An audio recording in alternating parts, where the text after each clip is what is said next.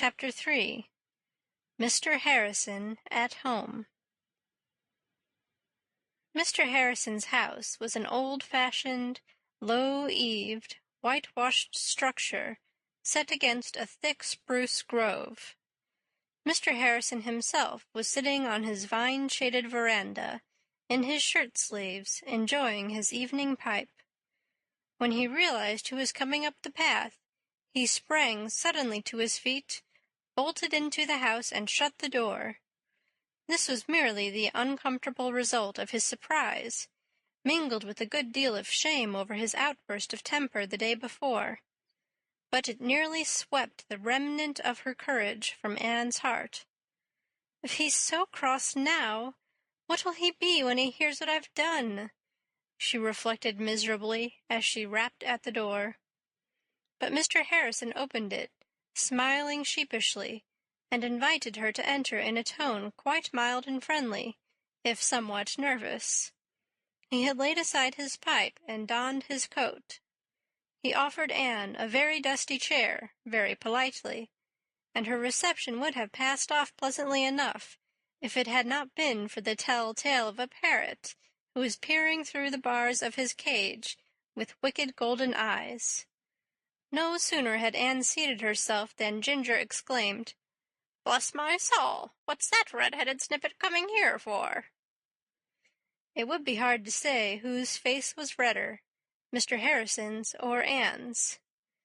"Don't you mind that parrot," said Mr. Harrison, casting a furious glance at Ginger. He's always talking nonsense. I got him from my brother, who was a sailor. Sailors don't always use the choicest language, and parrots are very imitative birds." "So I should think," said poor Anne, the remembrance of her errand quelling her resentment. She couldn't afford to snub Mr. Harrison under the circumstances, that was certain. When you had just sold a man's Jersey cow offhand, without his knowledge or consent, you must not mind if his parrot repeated uncomplimentary things. Nevertheless, the red-headed snippet was not quite so meek as she might otherwise have been. "I have come to confess something to you, Mr. Harrison," she said resolutely. It's about that Jersey cow." "Bless my soul!" exclaimed Mr. Harrison nervously. "Has she gone and broken into my oats again? Well, never mind if she has. It's no difference, none at all. I was too hasty yesterday, that's a fact. Never mind if she has." "Oh, if it were only that," sighed Anne. "But it's 10 times worse. I don't— Bless my soul, do you mean to say she's got into my wheat?" No, not the wheat, but— Then it's the cabbages. She's broken into my cabbages that I was raising for exhibition, hey?" "It's not the cabbages, Mr. Harrison. I'll tell you everything. That is what I came for, but please don't interrupt me. It makes me so nervous. Just let me tell my story and don't say anything till I get through. And then no doubt you'll say plenty," Anne concluded, but in thought only. "I won't say another word," said Mr. Harrison, and he didn't. But Ginger was not bound by any contract of silence, and kept ejaculating, "Red-headed snippet," at intervals until Anne felt quite wild. "I shut my Jersey cow up in our pen yesterday. This morning I went to Carmody, and when I came back I saw a Jersey cow in your oats. Diana and I chased her out, and you can't imagine what a hard time we had. I was so dreadfully wet and tired and vexed, and Mr. Shearer came by that very minute and offered to buy the cow. I sold her to him on the spot for $20. It was wrong of me. I should have waited and consulted Marilla, of course. But I'm dreadfully given to doing things without thinking. Everybody who knows me will tell you that. Mr. Shearer took the cow right away to ship her on the afternoon train." "Red-headed snippet," quoted Ginger in a tone of profound contempt. At this point Mr. Harrison arose, and, with an expression that would have struck terror into any bird but a parrot, carried Ginger's cage into an adjoining room and shut the door. Ginger shrieked, swore, and otherwise conducted himself in keeping with his reputation, but finding himself left alone, relapsed into sulky silence. "Excuse me, and go on," said Mr. Harrison, sitting down again. "My brother the sailor never taught that bird any manners." "I went home, and after tea I went out to the milking pen.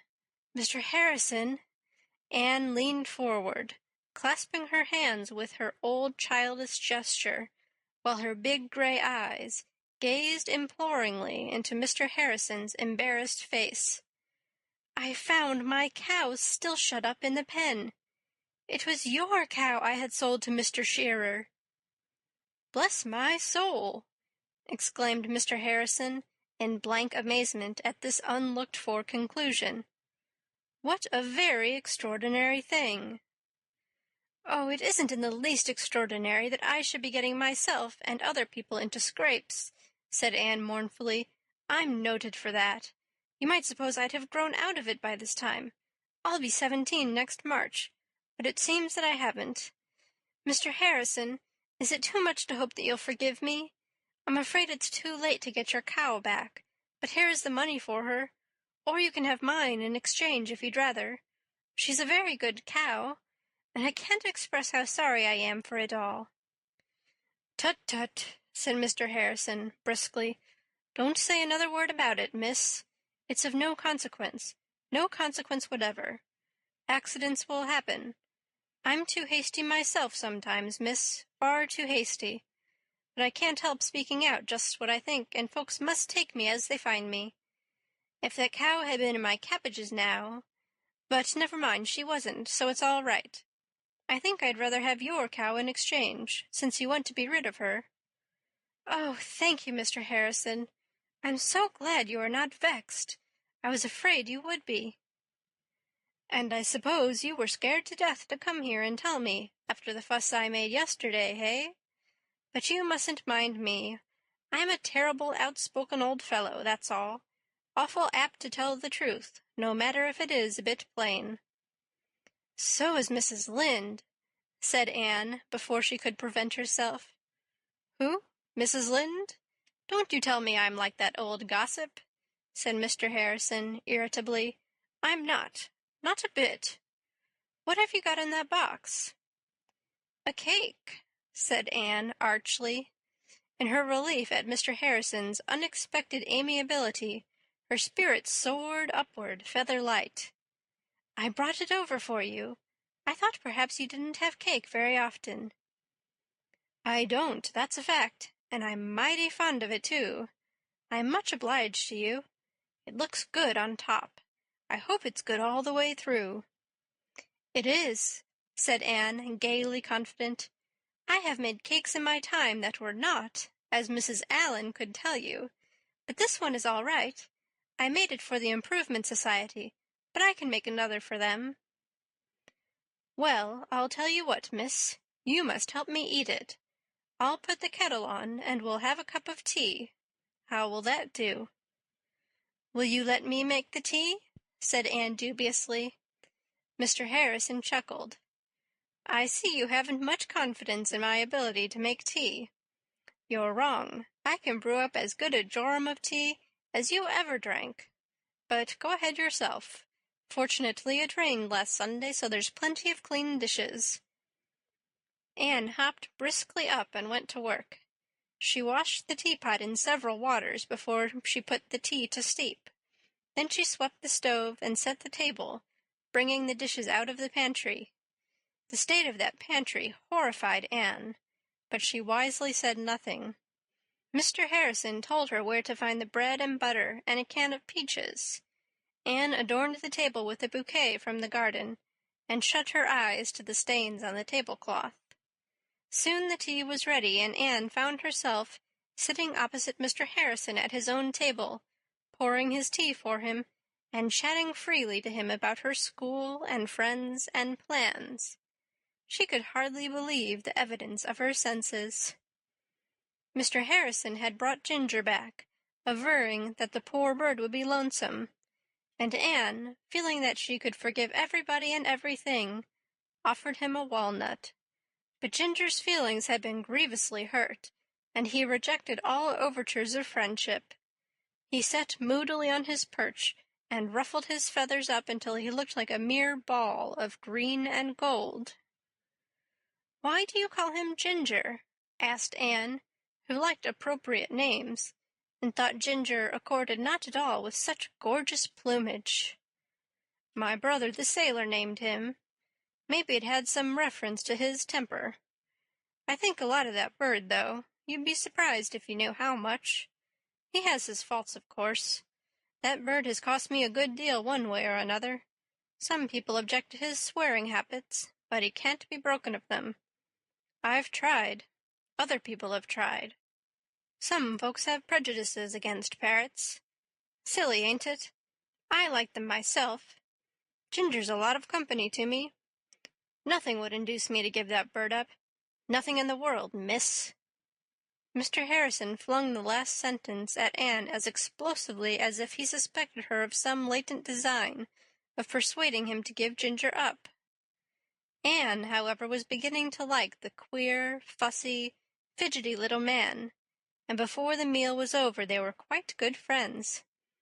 Mr. Harrison found out about the Improvement Society, and was disposed to approve of it. "That's right, go ahead. There's lots of room for improvement in this settlement, and in the people, too." "Oh, I don't know," flashed Anne. To herself, or to her particular cronies, she might admit that there were some small imperfections, easily removable, in Avonlea and its inhabitants, but to hear a practical outsider like Mr. Harrison saying it was an entirely different thing. "I think Avonlea is a lovely place, and the people in it are very nice, too." "I guess you've got a spice of temper," commented Mr. Harrison, surveying the flushed cheeks and indignant eyes opposite him. "It goes with hair like yours, I reckon. Avonlea is a pretty decent place, or I wouldn't have located here, but I suppose even you will admit that it has some faults." "I like it all the better for them," said loyal Anne. "I don't like places or people, either, that haven't any faults. I think a truly perfect person would be very uninteresting. Mrs. Milton White says she never met a perfect person, but she's heard enough about one. Her husband's first wife. Don't you think it must be very uncomfortable to be married to a man whose first wife was perfect?" "It would be more uncomfortable to be married to the perfect wife," declared Mr. Harrison, with a sudden and inexplicable warmth. When tea was over, Anne insisted on washing the dishes, although Mr. Harrison assured her that there were enough in the house to do for weeks yet. She would dearly have loved to sweep the floor also, but no broom was visible, and she did not like to ask where it was, for fear there wasn't one at all.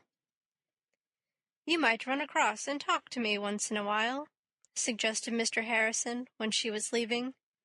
"'Tisn't far, and folks ought to be neighborly. I'm kind of interested in that society of yours. Seems to me there'll be some fun in it. Who are you going to tackle first?" "We are not going to meddle with people. It is only places we mean to improve," said Anne in a dignified tone.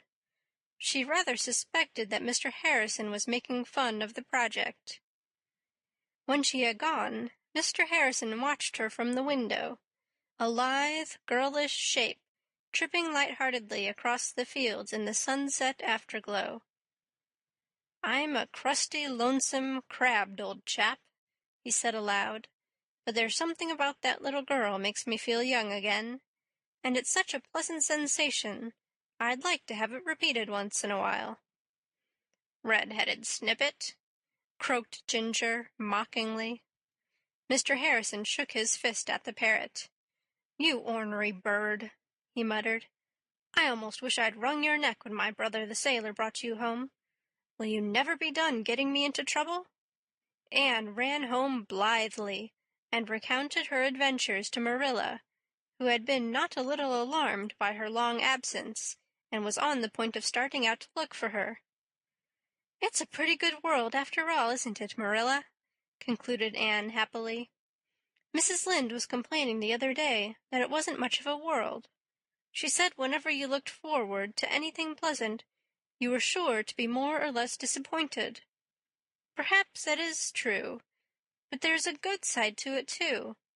The bad things don't always come up to your expectations either. They nearly always turn out ever so much better than you think.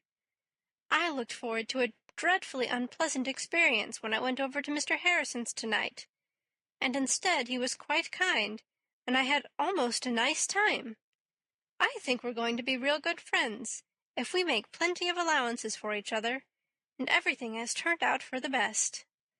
But all the same, Marilla, I shall certainly never again sell a cow before making sure to whom she belongs. And I do not like parrots. End of chapter 3.